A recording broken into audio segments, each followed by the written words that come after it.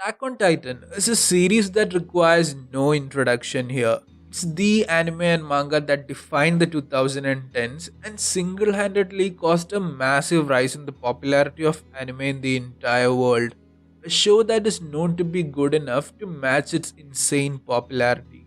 But did you know that this critically acclaimed, commercially successful behemoth of a manga was once rejected by multiple manga publishers, including the biggest manga publishing company of all time? And despite that, a young 23-year-old aspiring mangaka moved forward with confidence in his work and went on to show the world the story he wanted to create, which, even to the surprise of himself, would become a cultural phenomenon for years to come. And suddenly, this young man was writing the magnum opus of his life at the age of 23. The name of this young man was Hajime Isayama.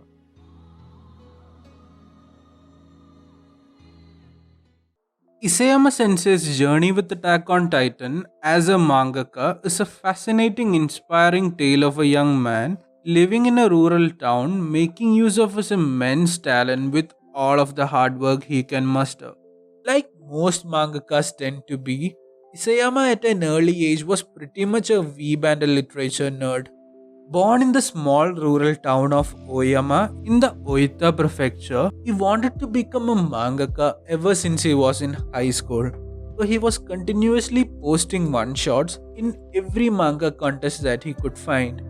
While growing up in a small town, much like Eren, he felt like his world was too small. So after high school, he ended up moving to Tokyo in order to pursue his career of becoming a mangaka more seriously, and he worked part-time at an internet cafe while working on new stories. And there he would start making the manga which would eventually become a global sensation. One of the most interesting aspects of early Isayama to me was the confidence that he had with Attack on Titan even before he had published it. The confidence that he had with his story was clearly shown by the way he handled rejection.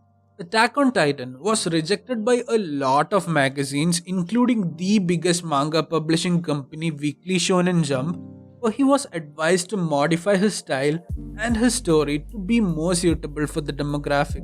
He declined and stuck to what he thought was right without getting discouraged at such a young age and tried to pitch it to multiple publishers before eventually ending up at Besetsu Shonen magazine.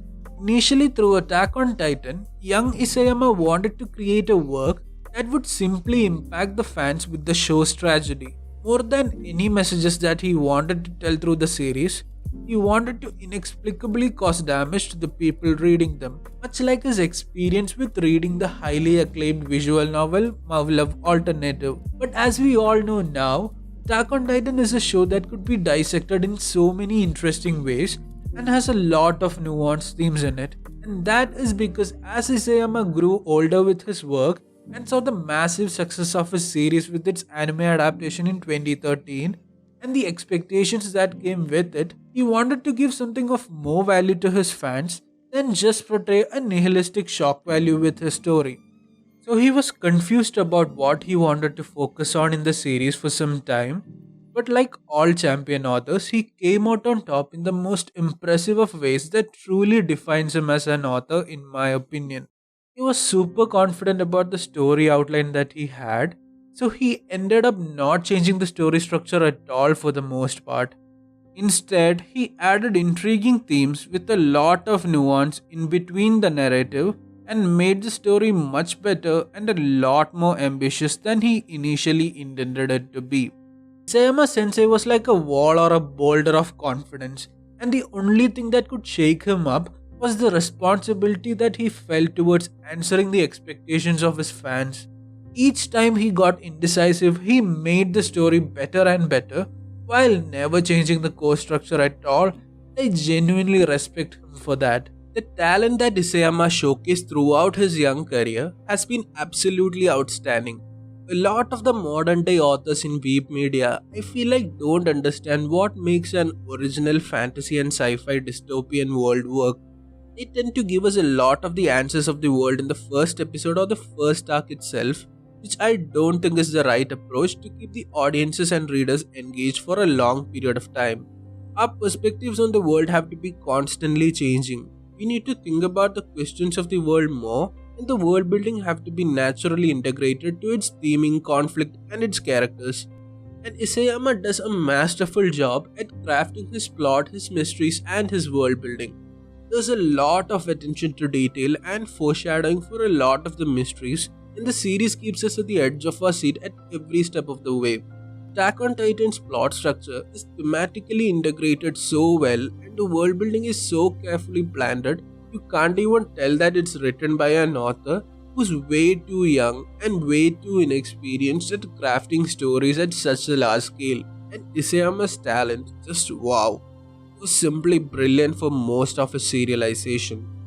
But talent only brings you to the door, it doesn't take you to the top.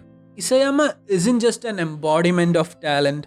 His consistency and hard work is something that deserves to be celebrated as well. In the 11-year run of Attack on Titan, Isayama never took a single break despite each chapter being around 35 to 55 pages long. He was always trying his best in making sure that the deadlines were being met without sacrificing the manga's quality and constantly trying to improve his art at the same time. Isayama's art, especially in the earlier sections of Attack on Titan, was underwhelming to say the least. It wasn't an aspect that he thrived in. Yet he always tried to evolve his art, and by the time the series entered its final saga, the art looked absolutely stunning with so many ambitious, amazing spreads.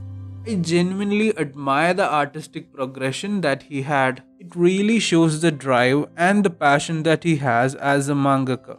Isayama was also a very self critical person, despite the confidence of youth he seemed to thrive with. He had said in multiple interviews before how he thought his art was bad, especially in the earlier sections of his series. He was even open about his disappointment at himself for not executing every ideas that the series had at its ending.